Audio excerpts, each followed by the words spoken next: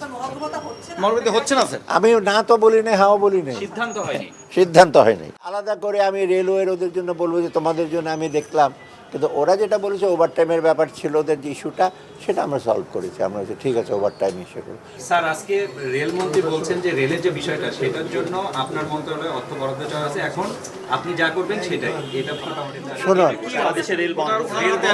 না এখন এইগুলো আমি বন্ধের ব্যাপার ইসে কোনো রেলের কিছু ইসে ছিল, তাদের কিছু কর্মচারীদের আমরা বেশ কয়েকদিন আগেই আমাদের তাদের যৌক্তিক যে সেগুলো আমরা দিয়েছি।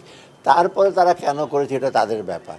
কারণ হয় কি, প্রত্যেকেরই দাবি দেওয়া, একাধিক দাবি দেওয়া থাকে, তাই না? তারা বলেছে এই দিতে হবে, ওভারটাইম অ্যালাউন্স দিতে হবে, পেনশন। আমরা যতটুকু আমাদের সম্পদের ইস্যুতে আমরা বলেছি, অন্যরা সংস্থা আমরা যেভাবে দিয়েছি আমরা দিয়েছি। এতে তো মোটামুটি আমার মনে হয় একটা যুক্তি ছিল এবং আমরা দিয়েছি সুবিধা। এখন যদি তারা বলে আরও সবগুলো একসাথে দিতে হবে, তা আপনারা বুঝতে পারেন অর্থের সংকুলন তো আমার করতে হবে। অর্থের সঙ্গে আমি তো বাইরের থেকে বড় করছি, করে যেমনি হোক মোটামুটি একটা সে স্টেবল পর্যায়ে নিয়ে আসছি।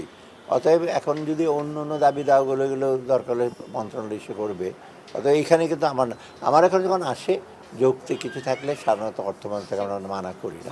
বিশেষ করে মানবিক কারণে বা মানুষের চাকরি বাকরি যে অসুবিধা হয় সেগুলির ব্যাপারে যথাসাধ্য আমরা চেষ্টা করি। না, আমি একজাক্টলি বরাদ্দের অঙ্ক না, নতুন যেগুলো বলেছি সেগুলির সাথে অন্য নতুন একই দাবি আছে।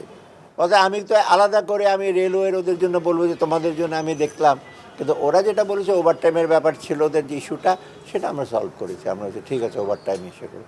অন্যগুলোর এখন যদি বলে যে আমরা পেনশন, গ্র্যাচুইটি এগুলো যোগ করতে হবে, তো অন্য অন্য সংস্থা তো আরও অনেক দাবি আছে, আপনার নিজের সরকারি সে অন্য অথবা এইগুলো মানে যেটা আমাদের কাছে একটা ছিল ওভারটাইম মেনে আমরা অলরেডি সার্কুলার ইস্যু হয়ে গেছে, এটা আমরা বলেও দিয়েছি। ওদের একটা ছিল, হ্যাঁ, ওদের কি কি দাবি আছে এগুলো ওরা না না আমরা এই 8-10 দিন আগে।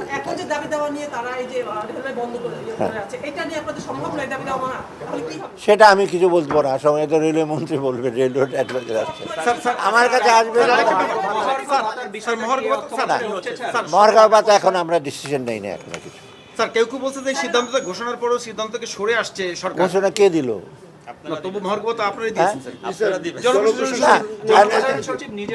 কে দিয়েছে ঘোষণা আমি জানি না। অর্থ মন্ত্রণালয়ের কাছে আসলে তো অর্থ মন্ত্রণালয় বলবে দেবো কি না দেবো কত, তারপরে ঘোষণা দেবে। গেছে, আমরা তো এখনো ঘোষণা দিইনি, আমি তো এখনো সিদ্ধান্ত দিইনি। সেটা এত টাকার অঙ্ক বলতে পারে না, কারণ এটা বহু আগে থেকে 2015 থেকে ওদের ব্যাপারে এটা কত রিজনেবল একটা কত লিসে ছিল।